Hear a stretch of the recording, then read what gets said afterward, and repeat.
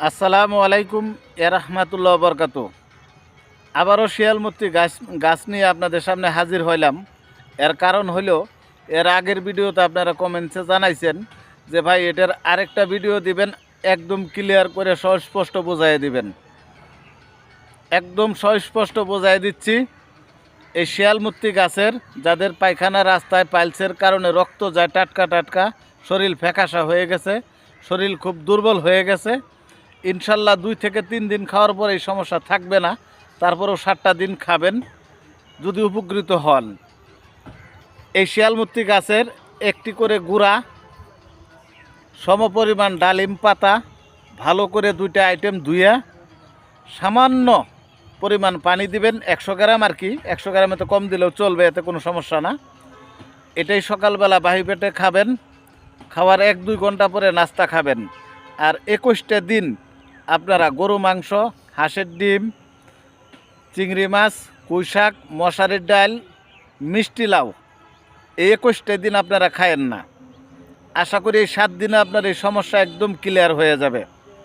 তাইলে এর পরবর্তীতে যেটা করবেন, এই গাছের 11টা গুঁড়া নেবেন, সমপরিমাণ ডালিম পাতা নেবেন, ভালো করে বুঝে নেবেন, সমপরিমাণ ডালিম পাতা, 21টা গোলমরিচ, 21টা লং, 2.5 চাক আদা একসঙ্গে ভালো করে ধুইয়া পাটাতে বেটে ছোটো ছোটো করে এরকম বড়ি বানাবেন, রোদ্রে শুকাবেন, এই বড়িগুলি রাখে দিবেন।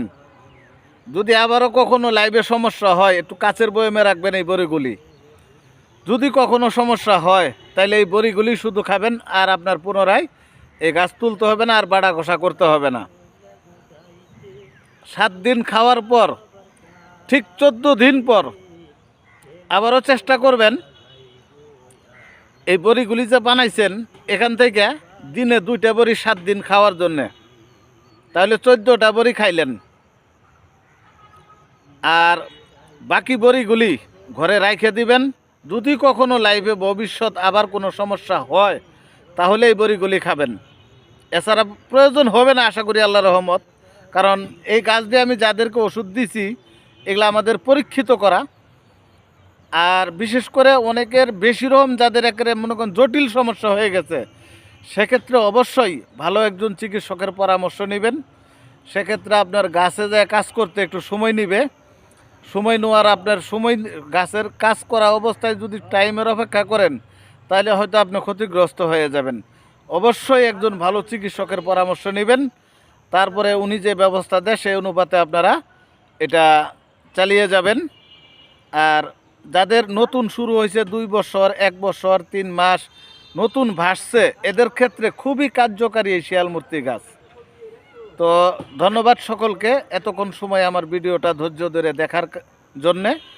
ইনশাল্লাহ আপনাদেরকে আমি আরও ভালো কিছু দেব। নতুন ভিডিও যেটা আসতেছে সেটা হলো হালুয়ার উপরে, শারীরিক দুর্বলতার উপরে ইনশাল্লাহ কার্যকারী একটি ভিডিও দিব। আপনারা চাইলে বানায় খাবেন। আল্লাহ হাফেজ।